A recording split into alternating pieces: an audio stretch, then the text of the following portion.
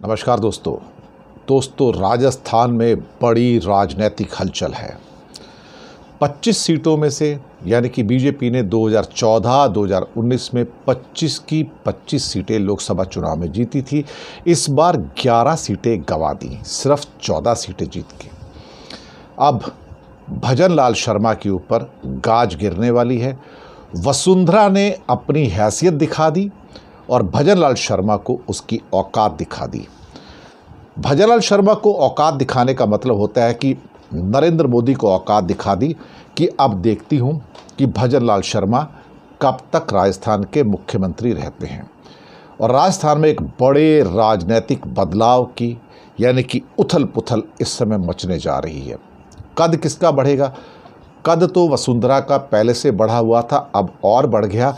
और उस नुकसान के साथ भजन लाल शर्मा अब उतनी मुस्तैदी के साथ, उतनी ताकत के साथ राज नहीं कर पाएंगे, क्योंकि उनके आका नरेंद्र मोदी का कद छोटा हो गया। जनता ने कद काट कर आधा कर दिया। तो अब मोदी उतने मजबूत नहीं हैं जहां वो अपनी मनमानियां चलाएं। अब उनको झुकना पड़ेगा। अब वसुंधरा भी खड़ी होगी, राजनाथ भी खड़ा होगा, गडकरी भी खड़ा होगा, शिवराज चौहान मामा भी खड़े होंगे। दरअसल बहुत सारे लोगों का मानना है कि राजस्थान के चुनाव में वसुंधरा राजे की अनुपस्थिति भाजपा के लिए श्राप बन गई और आने वाले दिनों में भजन लाल शर्मा की कुर्सी डामाडोल होती हुई नज़र आ रही है। भाजपा ही नहीं, कांग्रेस के अंदर भी कई बड़े बदलाव आ सकते हैं। दरअसल 25 में से कांग्रेस ने 11 सीटें हासिल कर ली अपने गठबंधन में, 3 सीटें 8 अपनी और 3 अलग से। लेकिन कहीं ना कहीं राजनीतिक परिदृश्य बदलता हुआ नजर आया। बहुत सारे लोग कह रहे हैं कि जिस ढंग से वरिष्ठ नेताओं को दरकिनार कर दिया गया मोदी के द्वारा अपनी दादागिरी दिखाकर, और या कह सकते हैं अहंकार के कारण कि तुम होते कौन हो, सब कुछ मैं हूँ। लेकिन जनता ने जब बहुमत छीन लिया मोदी से कि तुम्हें मैं बहुमत नहीं दूंगा, तो उनको लगा कि अब मैं दूसरों पर डिपेंड करूँगा। और अब किसी भी हालत में उस अनुभवी नेतृत्व को, जो इनके क्या कह सकते हैं कि बड़े बड़े लीडर्स हैं, अब आप उनको कभी भी देखा जाए तो ओवरलुक नहीं कर पाओगे।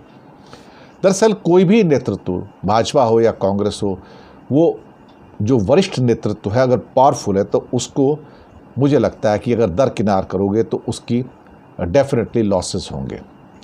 पिछले 25 सालों में राजस्थान की पूरी राजनीति अशोक गहलोत और वसुंधरा राजे के आसपास घूमती रही है।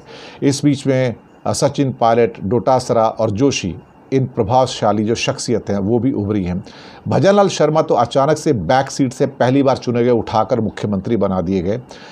मुझे लगता है कि भजन लाल शर्मा की एज ए मुख्यमंत्री उम्र छोटी है और बहुत जल्दी उनको जाना होगा।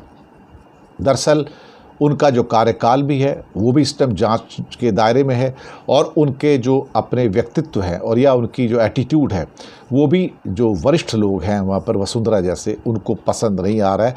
और उनको ये पसंद नहीं कि उनसे नया बच्चा कोई जूनियर आके उनसे हुक्म चलाए कि देखो मैं मुख्यमंत्री और तुम कौन हो। उनके लड़के दुष्यंत सिंह को भारी सफलता मिली है, लेकिन चुनावी सफलताओं के बावजूद उन्हें मंत्री पद कभी नहीं दिया गया। ये नरेंद्र मोदी ने जानबूझ के किया। लेकिन इस बार वसुंधरा राजे ने दिखा दिया कि मेरी ताकत कितनी है, और मेरी ताकत की बिना जो तुमने 11 सीटें गंवाई हैं, ये अपने आप में एक बहुत बड़ी चुनौती है। मैं ये भी कह सकता हूँ कि कांग्रेस का कद तो बड़ा है। गहलोत, हालांकि उनके बेटे जो थे वो तो हार गए हैं, पर कहीं ना कहीं वसुंधरा इस समय भारतीय जनता पार्टी के लिए राजस्थान में एक ऐसा नासूर बन गई हैं जिसको ओवरलुक करना भाजपा के लिए आत्महत्या से कम नहीं होगा। और थोड़े ही दिनों में आपको राजस्थान की राजनीति में बहुत बड़ी हलचल देखने को मिल सकती है। वसुंधरा मुख्यमंत्री के पद पर वापस आ जाएं तो हैरान मत होइएगा।